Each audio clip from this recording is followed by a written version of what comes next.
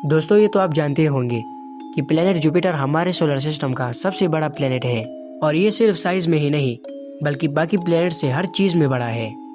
इसका साइज, इसका मास, इसका डेंसिटी और इसका मैग्नेटिक फील्ड। इवन कि इसके अंदर तूफान भी इतने बड़े होते हैं कि अगर वैसा ही तूफान हमारे अर्थ पर आ जाए तो हमारे अर्थ पर पूरी तरह से लाइफ खत्म कर देगी। पर क्या होता अगर प्लेनेट जुपिटर हमारे सोलर सिस्टम में होता ही नहीं? क्या इसके बिना ये सोलर सिस्टम होता? क्या इसके बिना हम जी पाते? क्या इसके बिना अर्थ पर लाइफ मुमकिन हो सकती?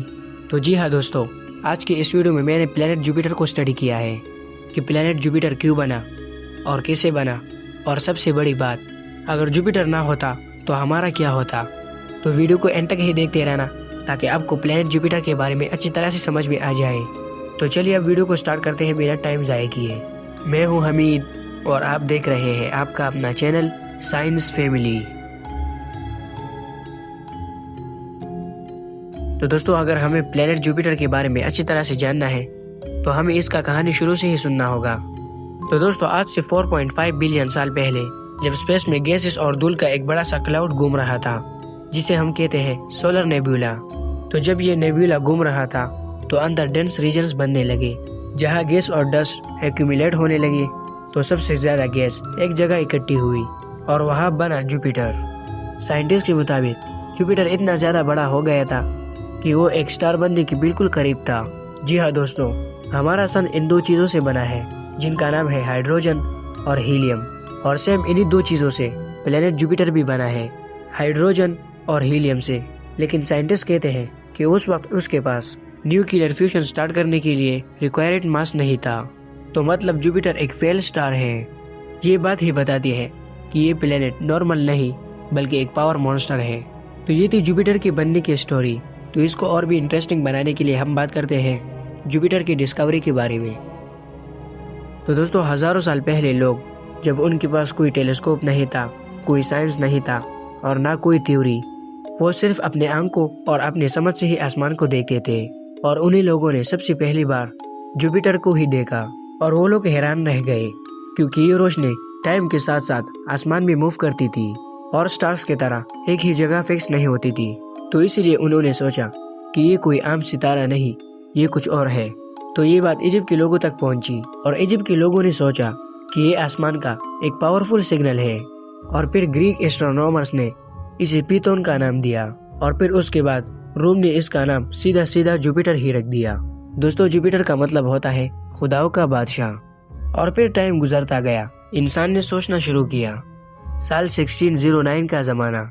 इस टाइम तक दुनिया बदल चुकी थी, तरक्की हो रही थी और एक साइंटिस्ट अपने गैराज जैसे वर्कशॉप में एक छोटा सा लेंस बनाता है और इस साइंटिस्ट का नाम था गैलीलियो गैली। ये इंसानियत की हिस्ट्री का सबसे पहला इंसान था जिसने टेलीस्कोप का रुख आसमान की तरफ किया था। जिस रात गैलीलियो गैली ने जुपिटर पर अपना टेलीस्कोप फोकस किया, उस रात ने साइंस की हिस्ट्री हमेशा के लिए बदल दी। उसने जुपिटर के पास 3 छोटी छोटी रोशनियां देखी।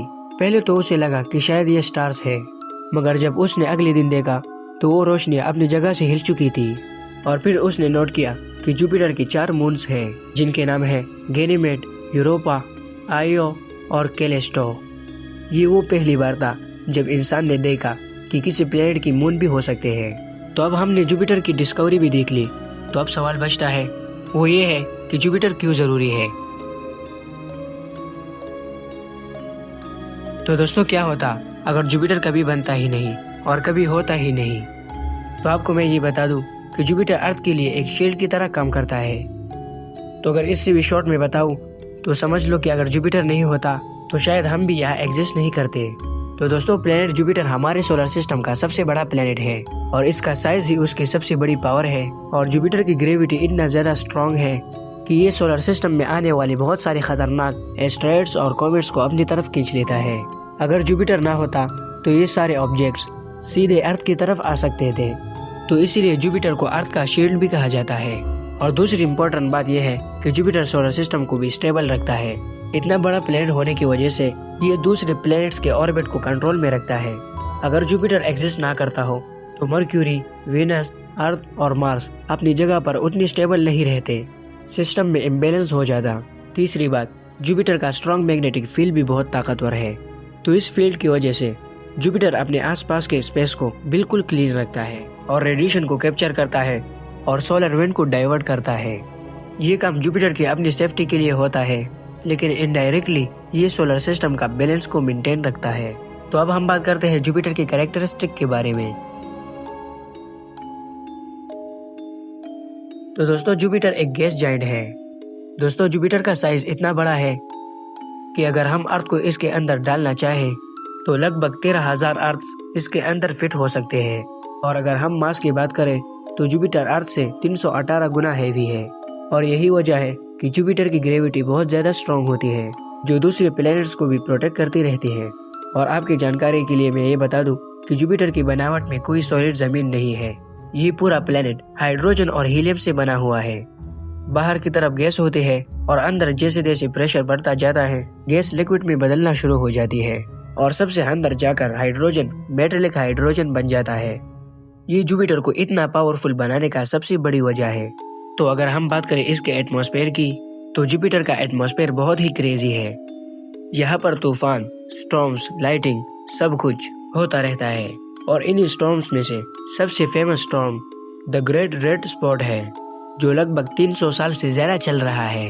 ये इतना बड़ा स्टॉर्म है कि इसके अंदर हमारा पूरा अर्थ फिट हो सकता है। तो अब अगर हम रोटेशन की बात करें तो जुपिटर सोलर सिस्टम में सबसे तेज घूमने वाला प्लेनेट है। इसका एक दिन सिर्फ 10 घंटे का होता है।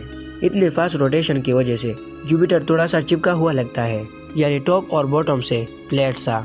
अगर टेम्परेचर की बात की जाए तो जुपिटर पर बहुत एक्सट्रीम होता है। ऊपर की तरफ टेम्परेचर लगभग -145 डिग्री सेल्सियस होता है, लेकिन अंदर जैसे जैसे जाए तो टेम्परेचर लाखों डिग्री सेल्सियस तक पहुंच जाता है। अंदर प्रेशर और हीट दोनों इतना ज्यादा होते हैं कि कोई स्पेसक्राफ्ट भी जिंदा नहीं रह सकता। दोस्तों, जुपिटर की मैग्नेटिक फील्ड भी अपने आप में एक रिकॉर्ड है। ये अर्थ से 14 गुना स्ट्रॉन्ग मैग्नेटिक फील्ड रखता है। इतना स्ट्रॉन्ग फील्ड रेडिएशन को इतना पावरफुल बना देती है कि जुपिटर के पास जाना खतरनाक हो सकता है। इसके साथ जुपिटर के रिंग्स भी हैं, लेकिन सैटर्न की तरह क्लियर नहीं। बहुत पतली और फेंट रिंग्स जुपिटर को गिरी हुई होती है। और सबसे इंटरेस्टिंग चीज कि जुपिटर के 95 मून्स हैं, या फिर उससे ज्यादा भी हो सकते हैं। और इनमें से कुछ मून्स अपने आप में एक अलग वर्ल्ड जैसे है, जैसे गैनीमेड, हमारे सोलर सिस्टम का सबसे बड़ा मून।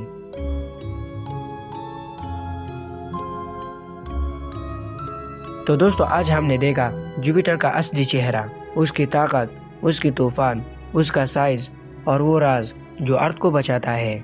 लेकिन ये सिर्फ शुरुआत है।